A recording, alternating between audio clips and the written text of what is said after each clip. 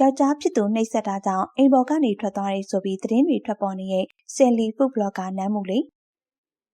ပရိသတ်တွေအားလုံးပဲမင်္ဂလာပါရှင်ဖုဒ်ဘလော့ကာလောကမှာဆိုရင်နားမှုလေးဟာအတော်လေးကိုမှနာမည်ကြီးတာဖြစ်ပါတယ်နားမှုလေးရဲ့ဖုဒ်ဘလော့ကာတွေကိုလည်းလူတိုင်းကကြိုက်နှစ်သက်ပြီးသဘောကျကြတာဖြစ်ပါတယ်သူမရဲ့ဘလော့တွေကတဘာဝဆန်ပြီးတကယ့်ကိုမှကြည့်လို့ကောင်းတာဖြစ်ပါတယ်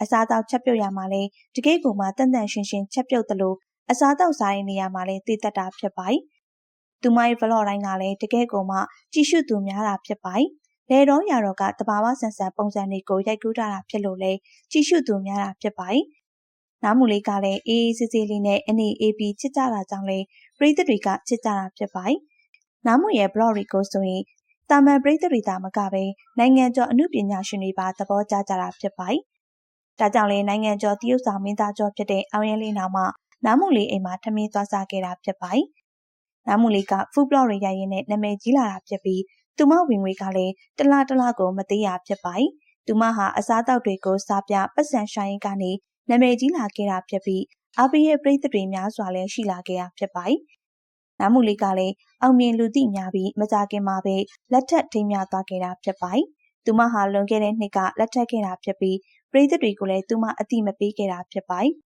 တချို့ဆုံးထောက်တွေရဲ့စုံစမ်းတော်မူကြောင့်လည်းနားမူလေးလက်ထက်သွားပြီဆိုတာကိုသိလိုက်ရတာဖြစ်ပါတယ်။နားမူလေးကလည်းအနေထိုင်ပြီးရတာကြောင့်သူမလက်ထက်သွားတာကိုအားလုံးကအံ့ဩပြီးတော့သူမလေးကိုလည်းအရန်ကိုမှနှမျောနေရဖြစ်ပါတယ်။လက်ထက်ပြီးမကြခင်မှာပဲနားမူလေးဟာကလေးမွေးသွားခဲ့တာဖြစ်ပြီးတော့သူမဟာဗလော့ရိုက်တာတွေကိုလည်းသိမလို့ဖြစ်တော့တာဖြစ်ပါတယ်။နားမူလေးဟာကလေးမွေးပြီးနောက်ပိုင်းမှာတော့စိတ်ဆင်းရဲနေကြောင်းလည်းသူမရဲ့အမျိုးတွေကသိလိုက်ရတာဖြစ်ပါတယ်။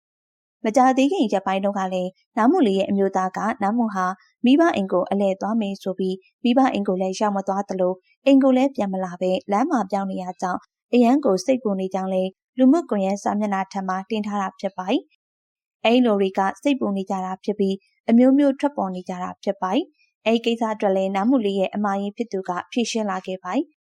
နားမူရဲ့အမျိုးသားကနားမူကိုနှိပ်စက်တာကြောင့်နားမူဟာကလေးကိုပါခေါ်ပြီးထွက်သွားတာဖြစ်ကြောင်းနဲ့နားမူဟာအမျိုးသားဖြစ်သူကိုအဆက်အသွယ်မလုပ်တာကြောင့်အမျိုးသားစိတ်ပူပြီးလူပြောက်ကြော်ညာကိုတင်လိုက်တာဖြစ်တယ်လို့ပြောလာခဲ့ပါတယ်။တကယ်တမ်းတော့နားမူဟာပျောက်သွားတာမဟုတ်ပဲသူမစိတ်အတိုင်းထွက်သွားတာဖြစ်တယ်လို့နားမူရဲ့အမကအသိပေးလာခဲ့ပါတယ်။နားမူဟာစိတ်တွေမွန်းကျက်နေရကြောင်းကလေးကိုကောက်ွယ်ဖို့အတွက်ပါအိမ်ကနေထွက်သွားတာဖြစ်ပြီးသူမဟာတော်တော်လေးကိုစိတ်ထိခိုက်နေရလို့လည်းပြောလာခဲ့ပါတယ်။